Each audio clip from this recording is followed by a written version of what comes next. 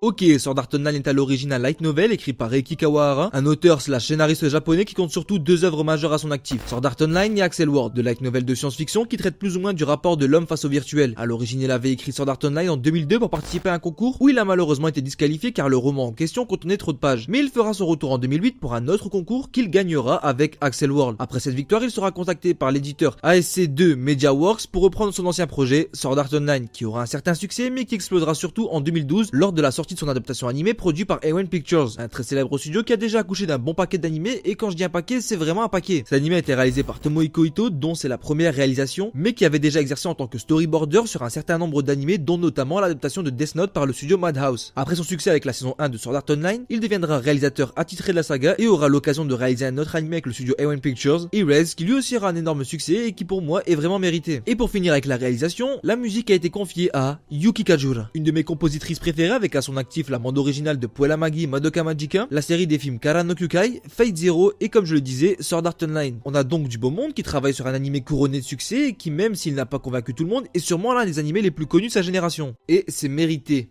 Non. Déjà, entendons-nous bien. Ici, on va parler de l'animé qui est composé de 2 saisons que l'on peut décomposer en 5 parties. La première se déroulant dans Sword Art Online, certainement la plus appréciée par les fans. La seconde se passant dans Half-Life Online, un autre jeu qui, elle, est presque unanimement considéré comme de la merde. La troisième se passant encore dans un autre jeu, Gun Online, qui est à mon sens la meilleure partie, mais qui mystérieusement est bien moins appréciée que la première. La quatrième, quant à elle, est juste une perte de temps. Et enfin, la cinquième et dernière se consacre au personnage d'Asuna. Bref, je trouve toutes ces parties, hormis la 3, assez mauvaises, et comme j'ai pas envie de leur consacrer trop de temps, je vais traiter seulement de la première partie. Elle, ça te convient? Je n'y vois aucun inconvénient. Ok, donc l'anime se déroule en 2022. À cette époque, un nouveau jeu en réalité virtuelle sort sous le doux nom de Sword Art Online. On peut y jouer grâce à un Nerve Gear, un genre de casque qui permet de capter les signaux électriques envoyés depuis le cerveau au corps afin de reproduire ses mouvements dans le jeu. Bon, je ne pense pas qu'une telle technologie soit possible, mais c'est franchement une idée cool. Bref, on va suivre Kazuto Kirigaya, alias Kirito, qui fait partie des 10 000 chanceux à avoir réussi à acheter le jeu. Il s'y plonge donc. Link Start. Et il rencontre un certain Klein qui va lui demander un tutoriel vu qu'il a capté que Kirito est un ancien bêta-testeur. Cette petite rencontre va nous permettre de découvrir les règles du jeu qui sont que en gros les joueurs ne disposent pas de magie mais peuvent débloquer une infinité de compétences d'armes. Et après la fin du tutoriel, on observe rapidement un truc. Putain, ça claque. Je peux reprocher ce que je veux à l'animé, mais s'il y a bien un truc qu'il faut que je reconnaisse, c'est bien que visuellement, ça claque. Les décors, les couleurs et plus globalement l'animation sont vraiment réussis. Et quand on sait que le but est de nous plonger dans un monde virtuel fascinant, eh ben, j'ai juste envie de dire bravo. Bref, reprenons. Après le tutoriel, Kirito et Klein se rendent compte qu'ils ne peuvent pas se déconnecter. Ce qui n'est pas très cool, vous en conviendrez. Ils se font ensuite téléporter sur la place du début, où Akihiko Kayaba, le créateur du jeu, va leur dire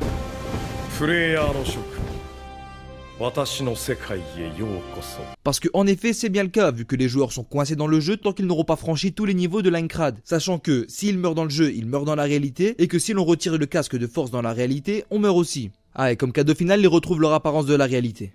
Paye-toi un mémo de merde. Bref, Kirito profite de la panique pour s'éclipser avec Klein afin de se dépêcher d'aller XP, sauf que Klein a des potes qui l'attendent sur la place du début. Il dit donc au revoir à Kirito et l'épisode se termine par un plan badass accompagné de musique épique. Ensuite, on a tout un tas de péripéties avec bon nombre d'ellipses que je ne vais pas m'embêter à vous raconter car sûrement beaucoup les ont déjà vus. Et on finit sur un combat entre Akiko Kayaba, le créateur du jeu, face à Kirito, où notre héros, avant de lâcher son dernier souffle, tue Akiko Kayaba et met ainsi fin au jeu et à la première partie de Sword Art Online. Et c'était génial. Ta gueule, j'ai pas fini. Premièrement, je vais déjà dire ce que je trouve de bien dans l'animé. Je l'ai dit tout à l'heure, mais la réal claque vraiment et je pardonne sans problème le dragon blanc et le mille pattes en 3D dégueulasse. Parce que franchement, tous les autres effets CGI sont très bien gérés. Les décors sont sublimes, les combats certes courts font le taf. J'ai même été surpris à ressentir quelques frissons pendant le combat contre Glimhize. Et pour finir, cerise sur le gâteau, les musiques et les effets sonores sont très bien gérés. En même temps, le contraire m'aurait étonné vu qui est la compositrice. Autre chose, la VF qui certes est en dessous de la VO n'est pas si mauvaise. Enfin, sauf pour un truc, la voix de Kirito interprétée par Damien Laquet. C'est très rare que je dise ça, mais franchement, je la trouve meilleure que la VO. Sérieusement, je ne sais pas si c'est parce qu'il joue d'une manière plus posée que celle de la version japonaise, ce qui renforce les moments où il doit donner de la voix, chose que d'ailleurs j'avais déjà remarqué quand il interprétait Rock dans Black Lagoon. Pourquoi je devrais rester ici à supporter tout ça, bande de salopards? Ou alors simplement le fait qu'il ait une voix plus adulte qui certes va pas trop avec un gamin de 16 ans mais qui donne une forte aura au personnage. Bref, je ne sais pas mais en tout cas, j'ai aimé. Bon après j'ai pas pu regarder le reste parce que la voix de l'IFA me cassait les couilles et que pour la saison 2 les voix ont changé. Dis du bien 2 minutes de la VF, elle te ramène vite à la réalité. Donc si on résume, SAO c'est un animé avec une réal superbe, des combats épiques, une musique qui déchire et un scénario assez prenant. Mais du coup, pourquoi j'aime pas? Bah oui, pourquoi t'aimes pas? Pardon. Bah oui, pourquoi t'aimes pas? Eh ben, pour plusieurs raisons, mais la principale, c'est que ça va trop vite. Et ça, je suis pas le seul à le dire, c'est vraiment l'un des plus gros reproches faits à cette saison. Rien ne va au bout des choses, qui nous donne une perpétuelle sensation d'inachevé. Déjà, ça se traduit par les nombreuses ellipses à chaque épisode, qui font qu'on a des fois 8 mois qui s'est déroulé au sein d'un même épisode. C'est bien beau d'avoir des décors qui claquent, mais on n'a même pas le temps de les apprécier. Pareil pour tout l'univers du jeu. On voit quelques ennemis, quelques villes, mais c'est tout. Je vois pas l'intérêt de mettre en place un univers aussi riche si c'est pour le sous-exploiter à ce point. Mais à la rigueur, ça ne serait que ça, on pourrait pardonner. Mais le deuxième gros défaut, dû à ce rythme trop rapide, c'est pour le développement des personnages. Tous les personnages secondaires sont transparents. Et c'est pas forcément de leur faute vu qu'ils n'apparaissent que très peu de temps. Au mieux, ils ont un épisode qui leur est consacré, au pire, c'est même pas la moitié d'un. Le cas le plus flagrant, c'est celui des Night of Bloods. On nous les présente, ellipse de 4 mois où on s'aperçoit que Kirito s'est bien intégré au groupe, puis il meurt, et ça en 10 minutes si on compte l'opening. Putain de merde, comment voulez-vous que cette mort me fasse quelque chose si je connais ces personnages depuis si peu de temps? Alors oui, pour Kirito c'est marquant parce que lui il les a connus pendant 4 mois. Sauf que moi, j'y crois que dalle. C'est pas un écriteau au début d'un épisode qui doit me dire que leur relation a évolué. C'est moi qui dois le comprendre en la voyant évoluer. Et ça implique une autre chose que je reproche à ces ellipses. Dans énormément de séries, que ce soit en live, en manga, en animé, etc., on suit les personnages au jour le jour, notamment dans les séries de survie. Et ça, c'est pas pour faire joli, c'est tout simplement que c'est une manière simple d'être immergé dans l'histoire. Vu que l'on côtoie les personnages au jour le jour, on s'y attache, on les connaît, ce qui rend les moments tragiques pour eux, tragiques pour nous. Mais là, l'animé se torche tout simplement avec cette règle. Entre chaque ellipse, les personnages évoluent. Et donc, quand on les retrouve, on a l'impression de ne pas les connaître, et donc on ne ressent pas les moments où ils sont dans la tourmente, dans la joie ou autre. Enfin, à part à certains moments. Quand Kirito se retrouve avec le seul autre personnage développé de l'histoire, Asuna. Pendant plusieurs épisodes, on va les suivre au quotidien, vivre leur amour, et du coup après ça, quand ils combattent, on n'est plus pris dans le combat, parce que là on saura et surtout on comprendra les enjeux de celui-ci. Bref, je trouve que ce choix est nul, l'animé ne va jamais au bout des choses, et le pire c'est qu'il l'aurait bien plus développé vu qu'il disposait de 26 épisodes, mais qu'ils ont préféré consacrer les 12 épisodes restants à faire de la merde. On est d'accord, elle? Eh ben en fait... Oui, on est d'accord. mais... Après, il y a un autre gros défaut à cet animé, le fond. SAO, ça parle de thèmes assez propres au monde du jeu vidéo et de la réalité virtuelle. On suit les réactions psychologiques de personnes qui voulaient s'évader en incarnant un avatar virtuel, mais qui deviendra leur propre corps. Ainsi, les personnes incarnant ces avatars vont devoir révéler leur vraie nature dans un contexte de survie. On questionne donc le spectateur face à son rapport à lui-même, qui est-il vraiment, l'avatar ou l'être humain, et on le questionne aussi sur son rapport au virtuel, qu'est-ce qui définit ce qui nous entoure. Si la mort est réelle, peut-on encore considérer ça comme un monde virtuel? Voilà pour les thèmes principaux, du coup on pourrait se dire que bon bah ça va, l'animé en plus d'avoir une histoire correcte a un fond intéressant. Sauf que non, le problème étant qu'ici, ces questionnements sont laissés en suspens, et que l'on ne les développe que très peu. C'est bien beau de soulever des problématiques, mais si c'est pour ne rien en faire, ça ne sert à rien. Les personnages ne se questionnent jamais ou très rarement sur leurs conditions de joueur ou sur leur rapport au jeu. Ils vivent tout simplement une aventure. De plus, dû au rythme trop rapide, on n'a pas le temps d'explorer les pistes qui auraient pu être intéressantes. Exemple, les joueurs qui pètent un câble et qui se mettent à tuer, ça aurait pu être pertinent, mais c'est expédié en quelques minutes. De même, les personnes ayant abandonné l'avancée du jeu de peur d'y mourir, quitte à ce que le jeu n'avance pas. Mais pareil, c'est à peine évoqué. Et là, je parle de choses qui ont été dites, je parle même pas de tous les aspects potentiels de joueurs qui auraient pu être développés. C'est pour ça que j'en reviens à ce que je disais au début, on a une sensation d'inachevé. On se dit dis à chaque fois que ça aurait pu être mieux à l'image du combat final. Franchement pour moi SAO c'est comme un blockbuster. Ça se donne des idées réfléchies mais c'est juste un moyen de faire des scènes cool sans forcément qu'elles soient pertinentes. Sur un truc que tout le monde côtoie, le jeu vidéo, parce que on va pas se mentir, SAO si ça marque, c'est surtout parce que ça parle d'un jeu vidéo qui, s'il existerait, tout le monde y jouerait. Franchement si vous voulez vraiment une série qui parle du rapport de l'homme face au virtuel, regardez Serial Experiment Lane. Dans cet animé on soulève de vrais questionnements et le virtuel n'est pas seulement traité comme un divertissement. C'est bon, t'as fini ton cinéma? Non, il y a aussi du fanservice. Mais de manière étrange d'ailleurs, avec des chants contre chants entre une tête et des fesses. Chant, contre chant, chant, contre chant. Mais bon, tant que ça gêne pas l'histoire, ça va, je peux passer outre. Là j'ai fini. Ok, t'as dit un paquet de merde. Non, je voulais juste dire que je suis pas d'accord avec ton avis.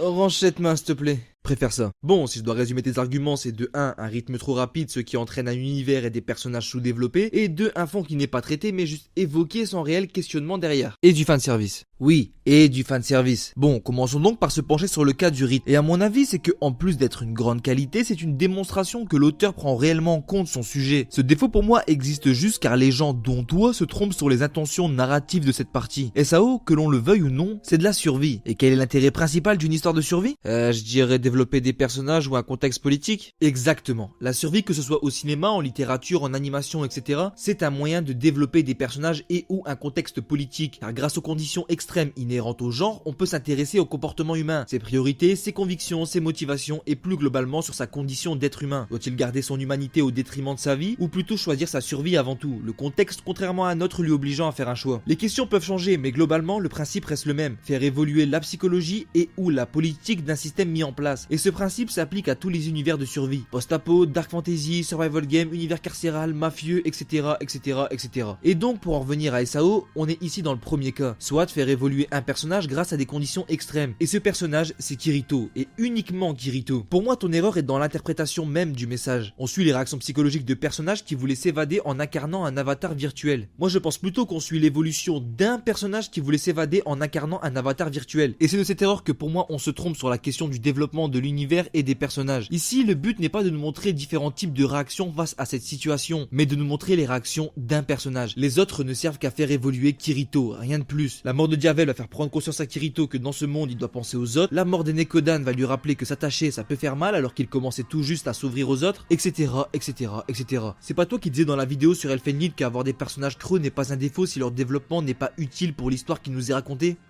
Et bah là c'est le cas. Ces personnages sont juste des étapes pour le développement de Kirito. Même Asuna, le seul autre personnage développé, ne l'est que dans le but de servir sa relation avec Kirito. Ce qui créera d'ailleurs l'évolution majeure du personnage. En l'occurrence, son souhait de finir le jeu non plus seulement pour lui, mais pour la seule autre chose au monde qu'il veut protéger, Asuna. On ne peut donc pas reprocher à l'histoire de ne pas développer d'autres aspects psychologiques dus à cet univers de survie, tout simplement parce que ce n'est pas le but de cette partie. Cela serait comme reprocher à Dragon Ball de ne pas traiter la question de la quête du père et donc de la quête d'identité, alors que pourtant l'univers mis en place serait propice à cette question. Et c'est aussi une des raisons pour lesquelles l'univers n'est pas exploité. Tout simplement parce que ici, l'essentiel, c'est le personnage. Mais oui, tu l'auras compris, il y a une autre raison, et pour moi, c'est lié aux ellipses. C'est pour ça qu'on va s'intéresser à eux. Mais avant ça, laisse-moi te présenter l'avis du chef sur cette question, parce que je le trouve assez intéressant. Il explique que selon lui, il y a deux raisons principales à ces ellipses. La première, c'est que ces ellipses font sens avec le concept du jeu. Quand tu te déconnectes d'un MMO, il continue à vivre sa vie sans toi. Et donc, sur ce même principe, quand tu arrêtes l'épisode, l'univers continue à vivre sa vie sans toi. Et la deuxième, c'est que ces ellipses contribuent à créer le mystère autour du personnage de Kirito. Tu veux savoir ce qui a bien pu lui arriver pendant ces ellipses? Du coup, tu suis le personnage avec encore plus d'intérêt. D'accord, mais ça ne justifie pas vraiment les raisons de ces ellipses. Déjà parce qu'on peut créer du mystère autour d'un personnage sans forcément créer des ellipses à chaque fois. C'est juste une facilité d'écriture de faire ça. De plus, ces ellipses ont beau faire sens avec le concept du jeu, cela n'empêche qu'elles nous font systématiquement sortir de l'histoire. On aurait pu garder ces ellipses, mais en restant dans une zone de Linecrad que l'on connaît déjà, quitte à ce qu'il soit moins grand. Cela aurait toujours fait sens avec le concept de base, et en plus on n'aurait pas eu le sentiment que l'histoire ne développe rien de l'univers.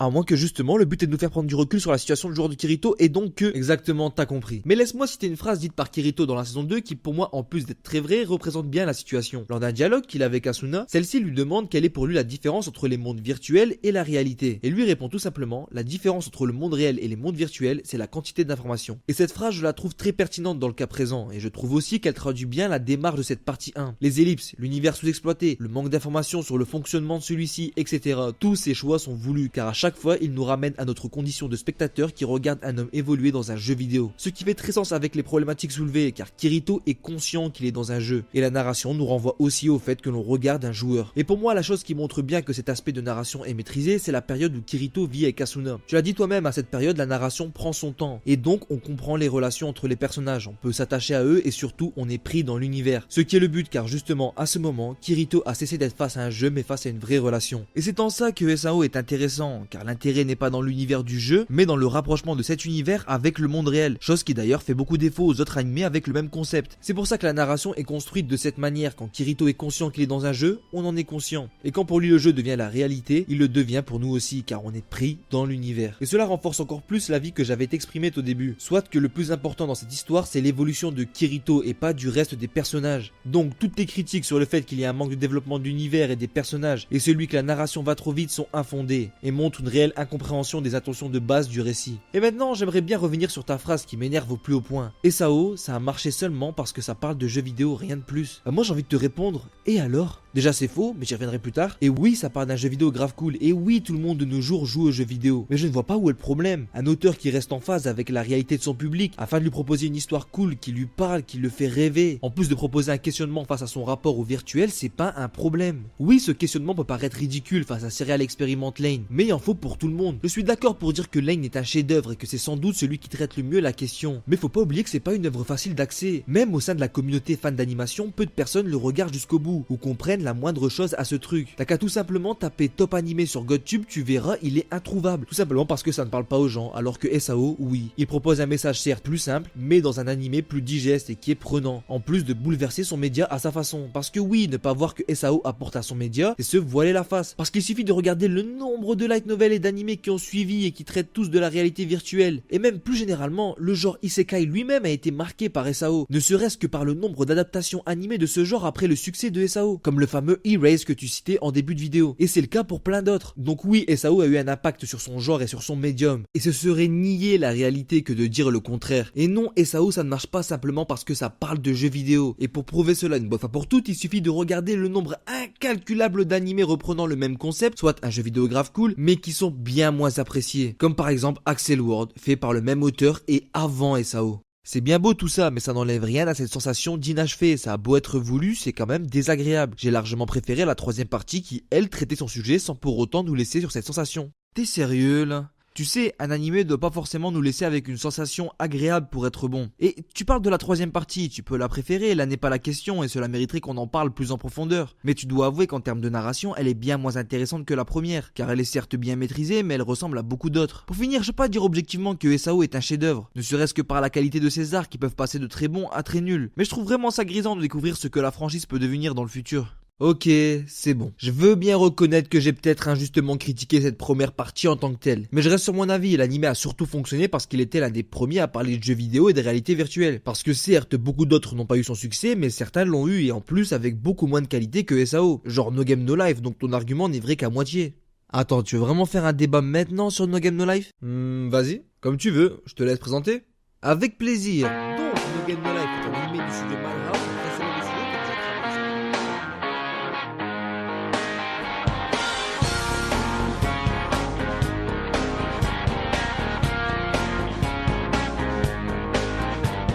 She's so cold and human.